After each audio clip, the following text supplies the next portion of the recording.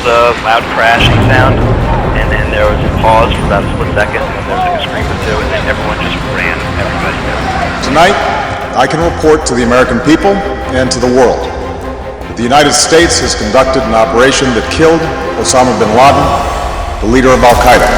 Today marks the 24th anniversary of 9/11, the September 11 attacks in United States of America, which killed almost 3,000 people with those two aircrafts, one of American Airlines, the other of United, getting into in a kamikaze-like attack the World Trade Center Twin Towers.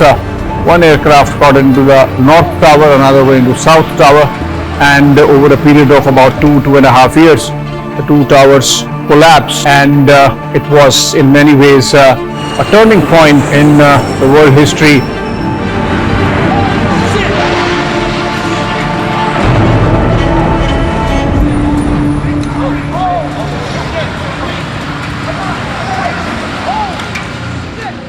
The attacks led to immediate condemnation from around the world, as was expected, and information came out immediately that this was the work of Al-Qaeda, a terrorist organization at that time helmed by Osama Bin Laden. Till the 9/11 attacks, not many outside the security establishments around the world knew about this name, OBL, Osama Bin Laden, but he was someone who headed the Al-Qaeda, and in a letter to America that he wrote sometime after the bombings and mayhem that he caused, he blamed America's global role as a sort of a global policeman, and the manner in which the United States particularly meddled in the geography of Middle East and North Africa, the manner in which in its coalition with Israel, the United States effectively controlled the geopolitics of this region, and Osama bin Laden represented the voice of those who resented it and had a grudge against the United States, and that's why the 9/11 attacks were executed. In the immediate aftermath, of course, the response was to take care of the injured and account for those dead and take care of the debris. Remember those pictures, those people among us who watched those twin towers coming down on our television screens. The dust storm that was created because of the collapse of those twin towers lasted for months together.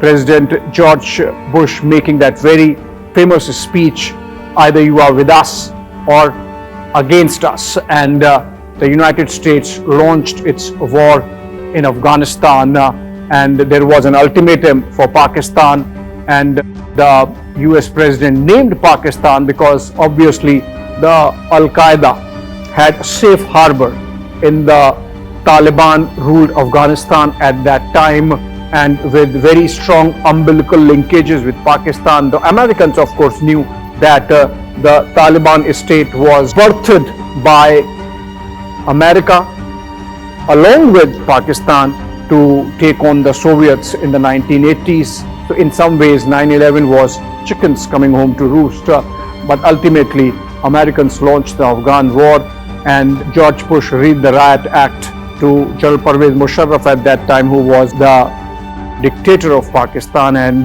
Pakistan immediately switched sides, and that's how the war in Afghanistan was launched, essentially to take out Osama bin Laden, but obviously before that to dismantle the Taliban regime there, which obviously happened with the government of Hamid Karzai coming in over a period of time. But America's war on Al-Qaeda happened right there inside Afghanistan.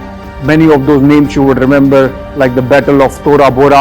In fact, it is believed that Americans took Pakistan in a squeeze, and some of the air bases right inside Pakistan were used for bombings that were carried out in the Hindu Kush mountains on both sides of the Durand line, on the Afghanistan side and even Pakistan side. Some targeted strikes, missile strikes were carried out based on the terrorists who were part of Al-Qaeda, who were supporting Osama Bin Laden and the entire, of course, terror architecture that existed. Americans, of course, decided that since they were in Afghanistan already, and Osama Bin Laden and all the men around him of Al-Qaeda, the leadership had sort of melted away in the mountains and it would be a long haul.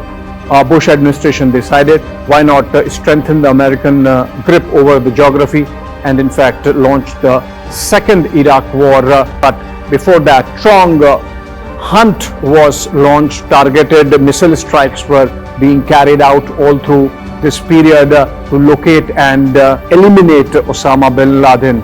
So in fact, how did Osama Bin Laden was ultimately taken down? It was problem in Pakistan which helped America confirm that it was indeed Osama Bin Laden. Pakistan has problem of polio, just one or two countries in the world that have, and Pakistan still has that. Back then it was even a bigger problem.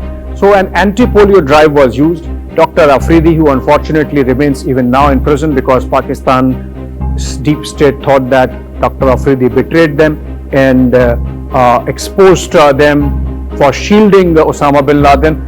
A team of Dr. Afridi went through the Abbottabad compound and brought a blood sample of one of the associates or possibly one of the children of Osama Bin Laden, and confirmed that yes, Osama Bin Laden was living right there in Abbottabad, right under the nose of the Pakistan Army headquarters in Rawalpindi, the general headquarters. And so the Americans launched Operation Neptune. Spare two teams of Navy SEALs, one team actually, 40 Navy SEALs in two choppers flew in from Afghanistan, came in to Abbottabad and took down Osama Bin Laden point blank range. He was on the third floor and took his body away. The entire operation lasted 40 minutes from flying out of Afghanistan, carrying out the operation in Abbottabad in that compound, going back exactly 9 minutes inside the compound, and subsequently, of course, we remember that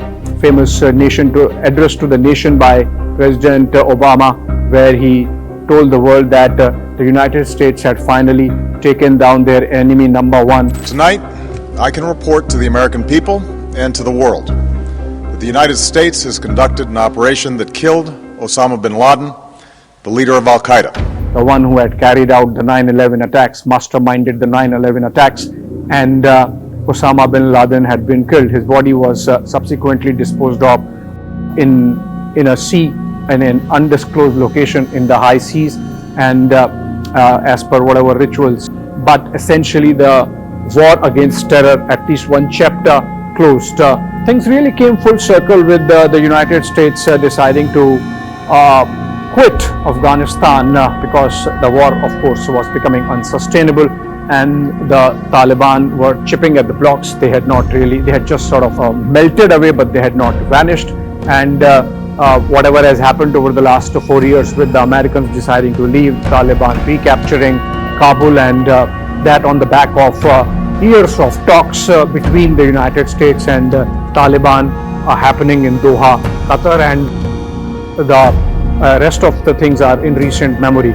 Insofar as India is concerned, 9/11 was a big change, not just for the global war on terrorism, but it proved beneficial for India also, because the United States finally decided that it could not indulge with Pakistan in the manner that it had since the 1970s or even before. And so finally the United States took a side, and it was of India. So in many ways 9/11 proved beneficial to India, because the world could see the harm that terrorism could bring. For the first time, world came face to face with the vagaries of terrorism. To conclude, there is one ideology which gave the world 9/11 and the associated terror and mayhem and death and killing.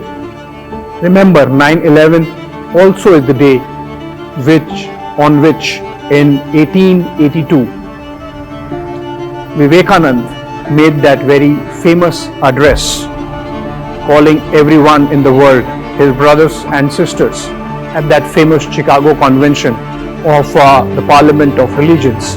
and that's where Indian thought gets differentiated from this ideology of terror.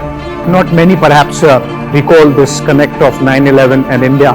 While one ideology gave 9/11, which is about terror, India gave message of peace and brotherhood on the same date in 1882.